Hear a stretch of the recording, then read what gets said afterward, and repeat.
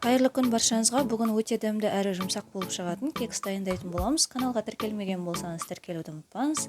Ең әуелі біздер 3 дана бөлме температурасында тұрған 3 жұмыртқаны жарып, үстіне 150 грамм қант қосамыз. Қант пен жұмыртқамызды жақсылап аппақ болып көтерілгенше миксерлеп алатын боламыз. Видеода көрсетілгендей жақсылап миксерлеп алғаннан кейін, енді біз үстіне 1 ас содасын қосатын боламыз. 150 грамм жылы сүт және де 100 грамм еріген сары май қосып араластырып аламыз. Барлығын жақсылап араластырдық. Енді біздер електен ұнымызды өткізіп қосатын боламыз. Ұнымызды қосқаннан кейін осындай қоймалжың масса шығады. Біз оның үстіне енді қара мейізді жуып қостым. Сіз қалауыңыз бойынша қоспауыңызға да болады.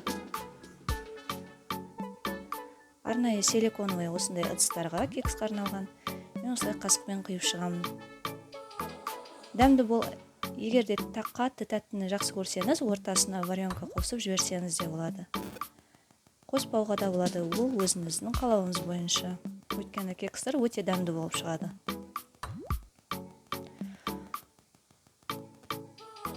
Екі жарым қасықтан осылай құйып шыққаннан кейін, енді біздер оны қызып тұрған пеште 180 градуста пісіріп алатын боламыз. Астарыңыз дәмді болсын, міндетті түрде жағдайында жасап көріңіз.